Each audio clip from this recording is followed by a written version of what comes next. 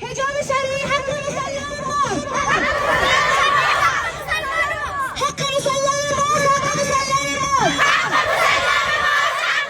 ما. در شهر میمنه ولایت فاریاب گرد همایی بزرگی از زنان برگزار شد که در آن بیش از هزاران زن از 10 ناحیه مختلف این شهر حضور داشتند. این گرد همایی با محوریت حمایت از حجاب اسلامی و برقع شرعی برگزار گردید و اشتراک کنندگان در مورد اهمیت رعایت اصول دینی در جامعه دیدگاه‌های خود را بیان کردند.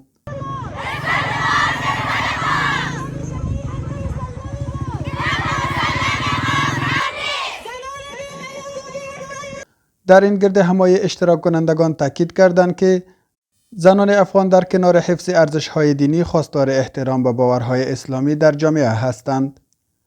آنان گفتند که هر گونه دیدگاهی که برخلاف ارزش‌های دینی باشد، نمایندگی واقعی از زنان افغانستان کردن نمی‌تواند.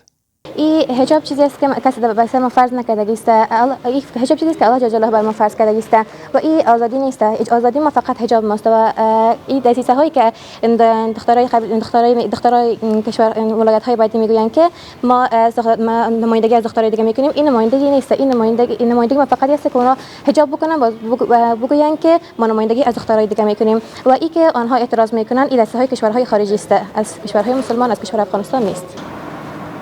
پیامم bu nəfərlər ki, aytdılar, hicab bir nərsəyə tazədir. Hicab bir nərsəyə tazə emas.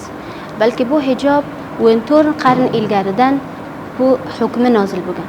Allah azza va jal Habibiga aytganki, ey payg'ambar va ey nabiy, aytkining ayollaringga, qizlaringga va mu'minlarning ayollariga ki o'zlarini ustlariga parda va qarsh taylarsinlar.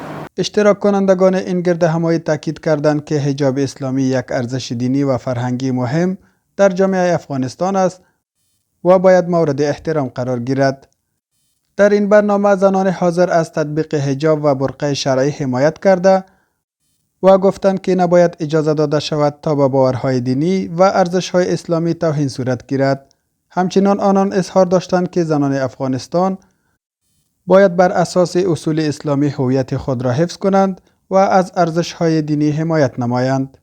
څوک چې ځان ته دا وایي چې زه د الله حکم شریعت او د الله اوامر او نواهی باندې هغه ته غاړه یخوي کنه، هغه هیڅ وخت بې حیايي نه خوښوي، هغه هیڅ وخت نه غواړي، هغه غواړي چې الله غوښتلی وي، چې رسول غوښتلی وي او هغه خپل په حجاب، خپل په پردې، خپل په دین باندې ډیر خوشاله وي.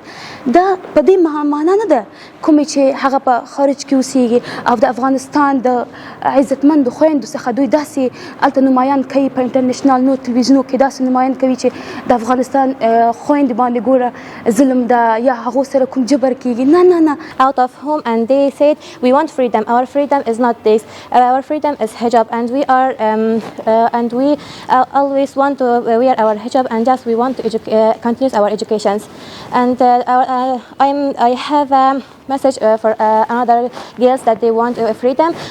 I'm telling them that freedom is a hijab and hijab is very best thing and no one don't tell us that you must wear hijab. We want ourselves that we wear the hijab. این در حالی است که در روزهای اخیر در ولایت‌های هرات، بلخ و برخی دیگری از ولایت‌های کشور برنامه‌ها و گرد همایی‌های به منظور حمایت از حجاب اسلامی و پاسداری از فرهنگ افغانی برگزار گردیده است که نشان دهنده تعهد و پایبندی مردم به ارزش‌های دینی و فرهنگی کشور می باشد.